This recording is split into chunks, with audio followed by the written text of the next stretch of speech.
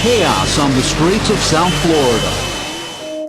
Police were virtually powerless to stop the riders as they performed risky maneuvers on busy streets and highways today.